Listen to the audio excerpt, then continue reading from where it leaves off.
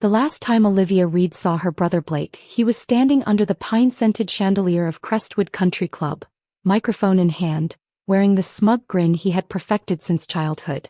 40 relatives sat at round tables, sipping champagne and waiting for the evening's entertainment. Blake tapped the mic twice, leaned forward and said, "Look who finally crawled back." His voice dripped with manufactured pity as he gestured toward the entrance. "My big sister Olivia, the homeless failure who's been lying about her perfect life for years." Laughter rolled across the room like a slow wave. Their mother Linda smiled proudly as if she had written the line herself. Their father Charles nodded in satisfaction, fingers resting against his whiskey glass. Olivia stood in the doorway, her tailored black suit sharp enough to cut glass, her expression unreadable. She didn't flinch. She didn't blink. She just let the silence sit between them until Blake cleared his throat. He expected her to crumble, to defend herself, to beg. Instead, Olivia simply raised one eyebrow. Blake smirked again, lifting a thin folder from the table beside him. He had hired a private investigator to embarrass her publicly. He planned to reveal everything after the toast. Olivia didn't move, but inside her pulse stayed calm and steady. What he didn't know was that 30 minutes from that moment, every smiling face in that ballroom would turn pale. Blake thought he was holding the match. He had no idea Olivia had already built the fire.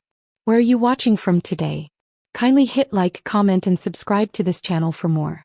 6 years earlier, everything had unraveled over Christmas Eve dinner in their Albany home, the one with the wobbly oak table that leaned slightly to the left, no matter how many times someone tried to fix it. Charles carved the turkey with stiff concentration while the steam fogged his glasses. Linda passed the gravy boat with her usual tight smile, glancing proudly at 19-year-old Blake, who already wore the confident grin of someone who had never been told no. Olivia, 23 at the time, sat quietly, hoping for one peaceful holiday. She had just finished a small coding boot camp and planned to start interviewing with tech companies in New York City. But peace wasn't on the menu.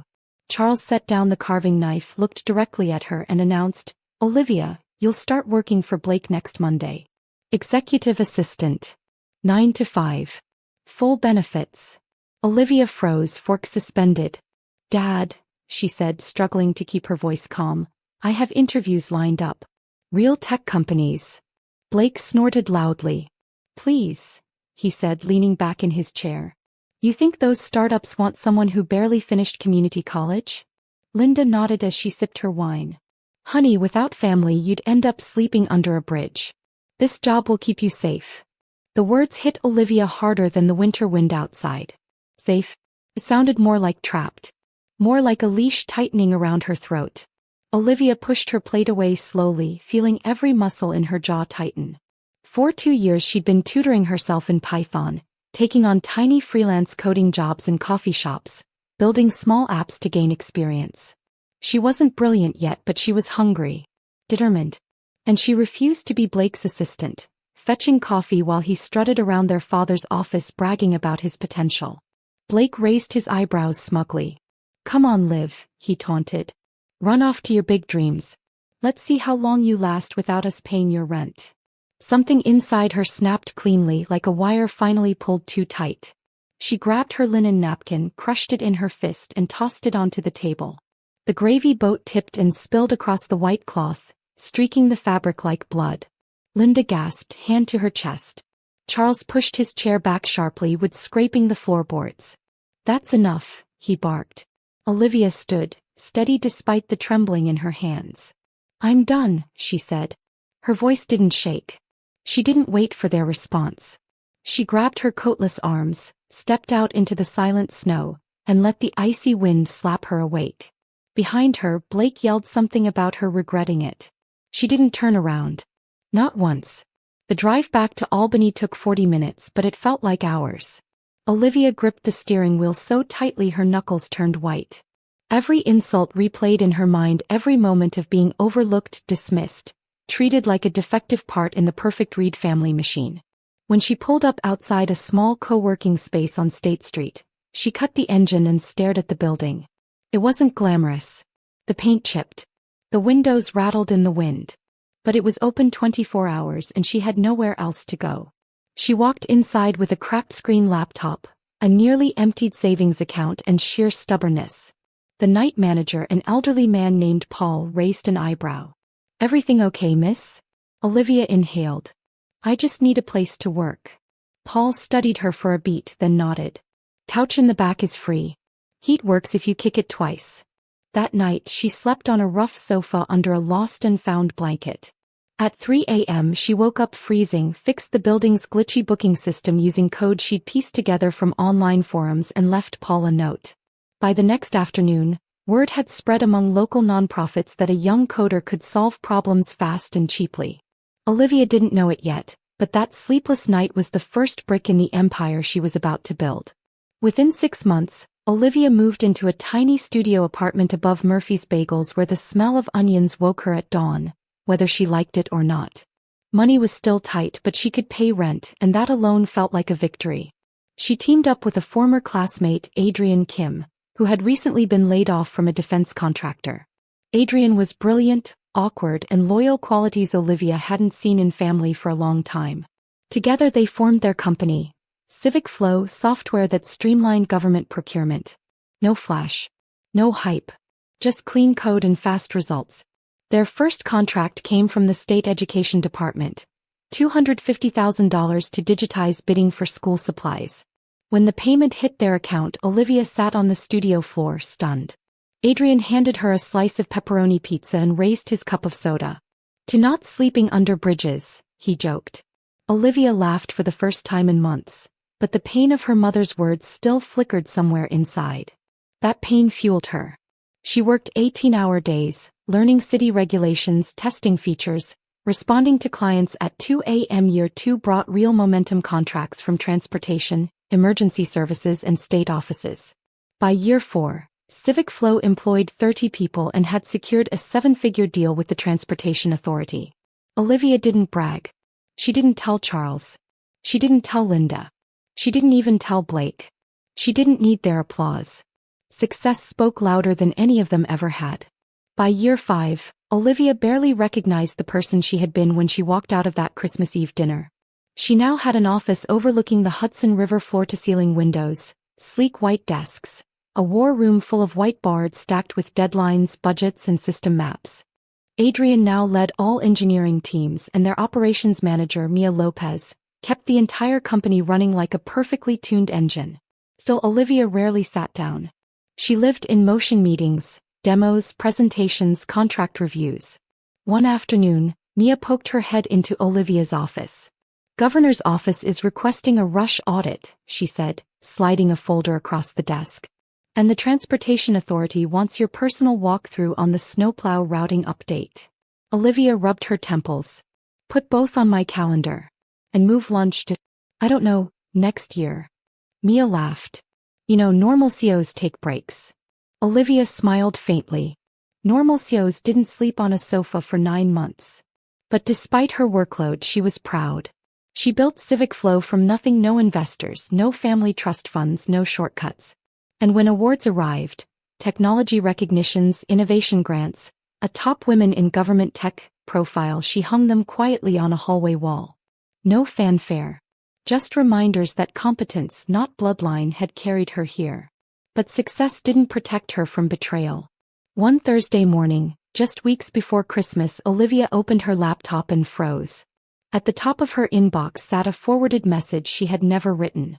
It had been sent at 1:03 a.m. to a well-known investigator in Manhattan, a man infamous for corporate takedowns. The email contained private documents, her quarterly expenses, her parking garage entry logs, even a blurry photo of her leaving the office late at night. Olivia frowned and called IT immediately. "Someone spoofed your account," the department head said.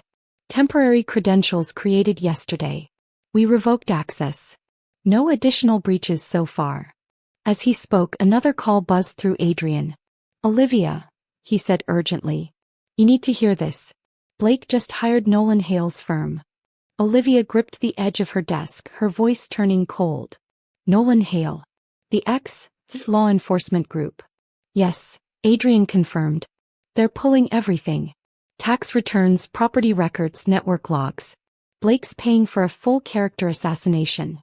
Olivia leaned back, heartbeat steady. Why now? Because, Adrian replied, your cousin Riley texted me. Your grandfather's sick. The family is planning a huge Christmas gathering at the country club. Blake wants an audience. Olivia closed her eyes briefly. Of course he did. Blake never played small. And he never fought fair. Riley's text came only minutes later. Grandpa's not doing well. He keeps asking for you. Please come home, Liv. Riley had always been neutral in the Reed family wars. Which meant if she was reaching out, this wasn't just a party, it was a trap delivered with a bow. Olivia stepped into the conference room, shut the door and stared at her reflection in the dark window. She knew Blake. He wanted her cornered. Humiliated. Discredited in front of senators, donors, business owners, all the people whose respect she had earned without him. Olivia opened her laptop again and typed a message to Nolan Hale. Meeting. Tomorrow morning. 10 a.m. Come alone. His reply arrived in less than a minute. Confirmed. The next morning Olivia stepped into Hale's dim office. Papers stacked everywhere. A single flickering lamp. Hale studied her with tired eyes. Your brother paid me $10,000 up front, he said bluntly. He wants a packet printed and handed out at the event. Then he placed 2 envelopes on the desk. One labeled O, Reed. One labeled B, Reed. The first one, he continued, pushing it toward her, is your verified profile. It's spotless. Olivia leafed through the pages. Contracts, awards, filings, tax records, all clean. Then she lifted the second envelope, feeling the weight before opening it. Hale's voice dropped. The other one is what he didn't want anyone to find. Inside the envelope were 6 pages of wire transfers. 6 illegal transactions from Blake's venture fund to a Cayman shell company, then quietly routed back to his personal checking account. Total, $1.2 million. Fraud.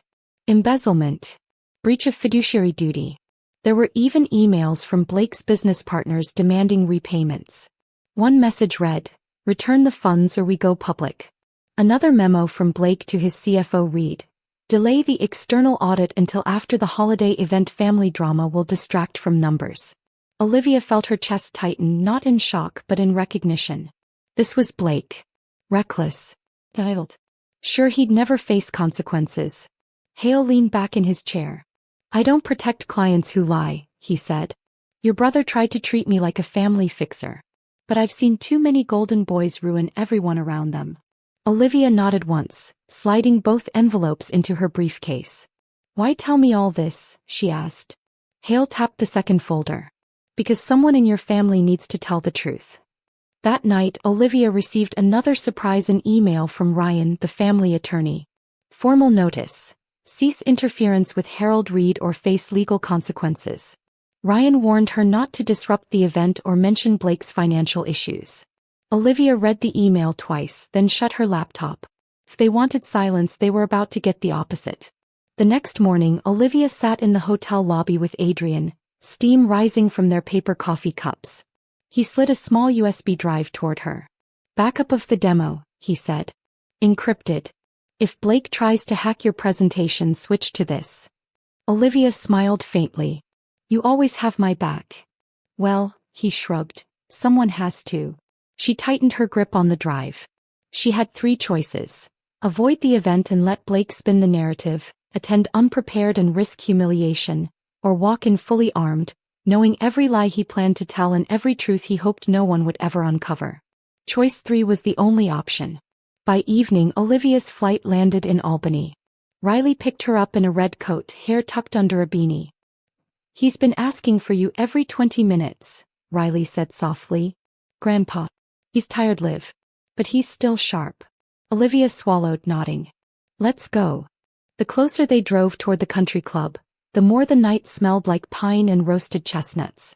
By the time Olivia stepped inside, black tailored suit crisp, chin high, shoulders steady, she felt the familiar shift inside her. The queen had returned to the board. And Blake had no idea she already knew his next 3 moves. The country club glowed with gold lighting and evergreen garlands twisted around the mahogany rails. Olivia handed her coat to the attendant, ignoring the curious glances from relatives already whispering behind champagne flutes. Riley guided her through clusters of distant cousins and business associates until they reached the back corner booth. There Harold Reed, her grandfather, thinner than she remembered, oxygen tube in place, looked up with tired but bright eyes. There she is, he whispered, voice raspy but warm. My queen finally decided to make her move. Olivia knelt beside him, taking his frail hand in both of hers. I'm here now, she said softly. That's what matters. Harold nodded, satisfied. Across the room, Charles chatted loudly with old factory suppliers, pretending not to see her. Linda adjusted centerpieces with forced elegance, avoiding eye contact. And Blake, wearing a tux and surrounded by investors, still hadn't realized Olivia had arrived. He's been bragging all night, Riley murmured. Says he's about to save the family from a fraud. Olivia took a slow breath. Tonight he'll save no one. Not even himself. She rose, smoothed her suit jacket and walked toward the dessert table where state officials mingled. A senator recognized her instantly. Ms. Reed, he said, shaking her hand. Your procurement analytics from last quarter were outstanding. We need to discuss timelines. Olivia smiled, thanking him, aware of Linda watching from across the room, confused, worried, sensing the shift. Then the lights dimmed. Blake tapped the microphone at the podium, clearing his throat dramatically. Everyone, he announced, voice booming. Before we sit for dinner, I want to share something illuminating. Guests turned their attention toward the stage. Blake held up a thick folder embossed with a private investigation seal. His grin widened. Family means everything, he said, pacing slowly. And sometimes, the truth needs a little encouragement to come out. Whispers rippled across the room. Charles raised his whiskey glass proudly. Linda's smile stretched like ribbon pulled too tight. Riley shot Olivia a warning glance. Blake began distributing packets down each row. I hired top professionals, he bragged. We've all heard rumors about someone in this room. Claims about big success. Multi-million-dollar contracts. Fancy assets. Laughter trickled. Blake thrived on it. He flipped to the first page of his own copy, ready to read the so-called downfall. But the moment his eyes landed on the text, his voice broke mid-sentence. This says. The room stilled. Blake blinked hard, reading again. Olivia Reed, Chief Executive Officer of Civic Flow, $50 million procurement contract with the New York State Department of Administration. His face turned ghostly under the lights. Featured in Forbes 30 Under 30 technology category. The microphone slipped from his hand and hit the stage with a crack that echoed like thunder. Guests gasped. Phones came out. People searched Olivia's name, confirming everything live. Linda's hand flew to her mouth. Charles lowered his whiskey glass, speechless. Riley whispered, Oh my God, Liv. You never told anyone.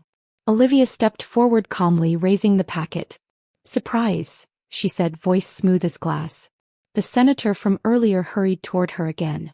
Ms. Reed, I'd like to discuss your software expansion. We've been waiting for your proposal.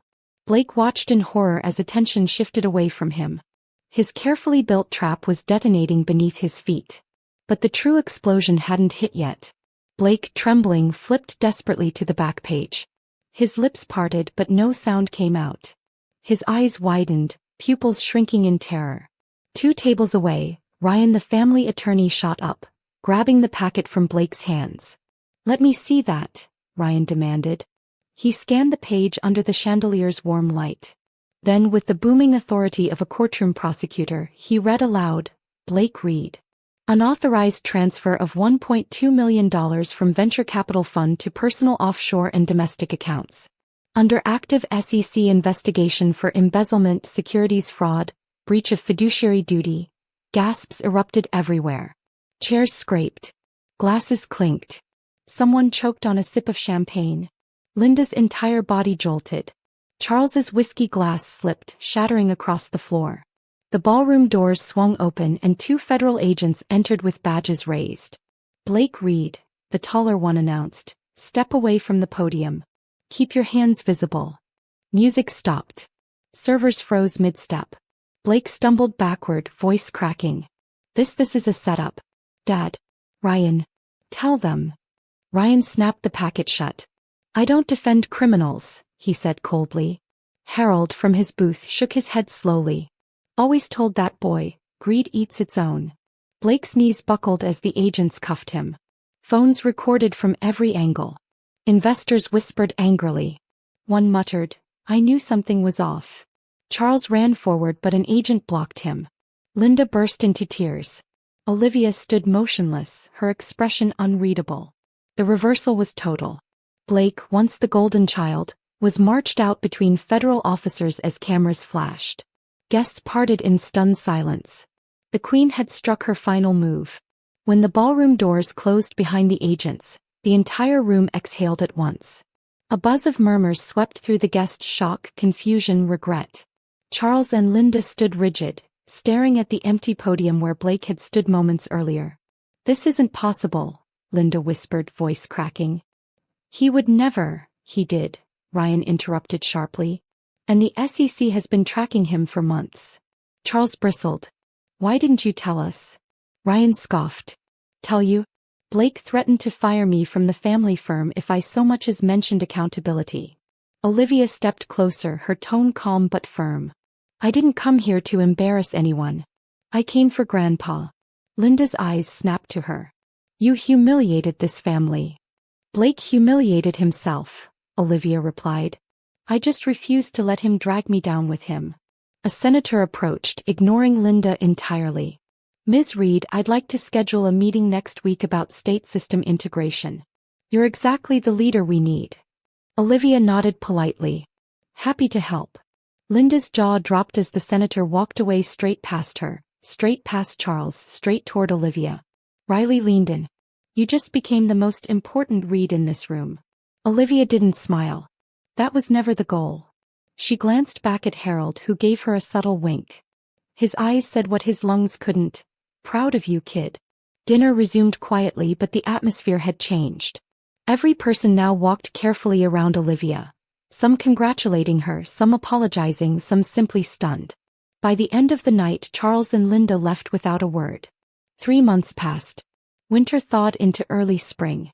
Olivia poured herself into work: new contracts, cybersecurity upgrades, statewide rollouts. Headlines filled the news. Blake Reed barred from finance for 10 years. He files civil action against Reed VC partners. Olivia read each article without emotion. One night at 1:12 a.m. her phone buzzed. Unknown number. She considered ignoring it, then answered. "Olivia." The voice cracked like thin ice. It was Blake. "It's me." Olivia sat up, switching on the lamp. "Where are you?" "A motel on Route 9, he whispered. They took everything. The house. The cars. Investors are suing. I don't know what to do." Olivia exhaled slowly. "Why are you calling me?" Blake's voice broke. "Because you're my sister. I need help. Just a small loan. Seed money. Just enough to start over." She pressed her thumb to her temple. "Blake, you tried to destroy me publicly. You hired investigators. You spent thousands to humiliate me. I made mistakes, I know," he pleaded. "But blood is blood. Family is supposed to help." Olivia's tone hardened. "Blood didn't help me when I slept on a sofa. Family didn't help me when I had nothing." Blake's breathing grew frantic. "Please live. I'm begging you." "No," she said simply. "These are the consequences of your choices." And she ended the call. She blocked the number. Then she set the phone down and stared out at the dark river outside her penthouse window. For the first time in years she felt free. Harold passed away quietly 3 weeks later. The funeral was held on a rainy afternoon, the sky dim and heavy. Olivia stood under a black umbrella, watching the casket lower as soft music drifted over the cemetery. Riley stood beside her, squeezing her hand. Charles and Linda attended but kept their distance. Their faces held a mix of grief, pride, and something unspoken, something like regret. After the service, Charles approached slowly. "Olivia," he murmured, "your grandfather, he left you something." She blinked. "Me?" Charles nodded tightly, avoiding her eyes. "He updated his will last month." Olivia waited. Charles swallowed hard. "He left you his shares in the family factory. 40%. Linda gasped quietly behind him. She clearly hadn't known. Riley's eyebrows shot up. "He trusted you," she whispered. Olivia stared at Charles. "Why me?" Charles's voice softened for the first time in years.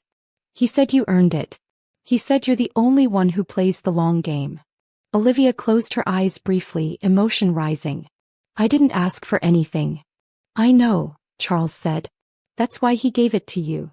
Linda stepped forward, voice trembling. Olivia, we didn't see you clearly. We should have. Olivia met her mother's eyes. It's too late to rewrite the past. But it's not too late to act differently now. Linda nodded slowly, shame softening her expression. The rain fell heavier, but for the first time in a long while Olivia didn't feel the cold. In the weeks that followed, Olivia reviewed the documents left behind. Harold's shares, letters, old business records. One handwritten note sat on top. To Olivia, lead boldly, not loudly. The board is yours now. She joined the factory board quietly, attending her first meeting via video call. The board members, men in their 50s and 60s who had known her since childhood, greeted her with unexpected respect. Your grandfather spoke highly of you, one said. Said you're the smartest strategist in the family. Another added, we're prepared to support any operational reforms you want to introduce. Olivia nodded thoughtfully. First reform, transparency. No one argued. After the meeting, Riley invited her for dinner at a small bistro near the river. Over pasta and soft jazz, Riley leaned forward. So, how does it feel to finally be recognized? Olivia shrugged lightly. I didn't build Civic Flow to prove anything to them. I built it because I believed in it. Riley smiled. And that's exactly why they respect you. Olivia swirled her fork, thoughtful. You know what my grandfather told me once? A queen doesn't need applause. The board speaks for her. Riley laughed. Well, this queen has an entire state speaking her name. Olivia blushed at the exaggeration, but a small part of her let the compliment settle. For years she had been overlooked, underestimated, dismissed. Now she sat at tables her family never thought she belonged at. And she had earned every seat. Spring warmed into early summer. Civic Flow expanded faster than Olivia expected, new states reaching out, federal agencies requesting demos, and tech journals wanting interviews.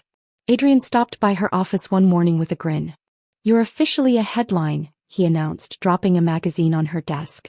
Olivia Reed, the CEO who built a tech empire from a sofa.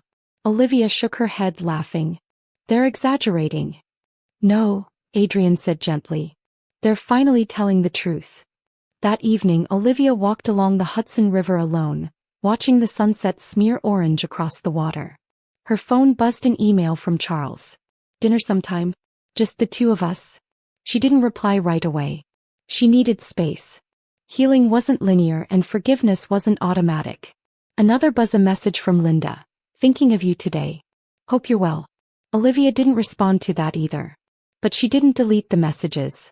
Instead, she pocketed her phone and continued her walk, breathing in the cool air. She wasn't running anymore. She wasn't hiding. She wasn't proving anything. She had become her own foundation, steady, unshakable, built brick by brick from her own hands. One Saturday morning, Riley visited Olivia's penthouse with pastries and coffee. You know, Riley said, handing her a latte, people at the country club still talk about that night. They say they've never seen a more perfect reversal. Olivia rolled her eyes. It wasn't about revenge. Riley grinned. Oh, it was a little about revenge. Olivia smirked despite herself. Maybe a little. They sat on the balcony overlooking the river. Riley grew quiet. Do you think you'll ever talk to Blake again? Olivia didn't answer immediately. She stared at the water below, shimmering in the early sunlight. Blake chose his path, she said finally. I won't carry his consequences. Riley nodded. I'm proud of you, Liv. Olivia looked at her cousin, the only one who had reached out without an agenda, and smiled softly. Thanks, for everything. Riley squeezed her hand. Hey, someone has to document your rise to global tech queen. Olivia laughed, but her chest warmed. She didn't need validation. But being seen, really seen, felt different now. Safer. More earned. And far more meaningful. Months later, Olivia visited Harold's favorite overlook, a quiet cliff above the Hudson, wind carrying the scent of pine and river water. She set down a small chess piece, a queen carved from dark wood. You were right, she murmured. The endgame matters. She watched the river move steadily below, unhurried, unstoppable. Just like her. Her phone buzzed. Adrian, contract secured. Congratulations, boss. Another, the senator confirming their statewide rollout. Another, a simple proud of you from Charles. Olivia smiled softly. She slipped the chess piece into her coat pocket and turned toward her car. She wasn't the girl who stormed out of dinner anymore. She wasn't the girl sleeping on a sofa. She wasn't the family afterthought. She was Olivia Reed, CEO, strategist, leader. And she walked forward with quiet strength, leaving behind everything that once tried to break her. Moral lesson. Respect is earned by character, not blood. Family can fail you, but your courage, integrity, and persistence can rebuild a life stronger than anything they tried to destroy. Thanks you for watching, and please remember to tell us where you are watching from today. Hit the like button, comment, and subscribe to this channel for more of this.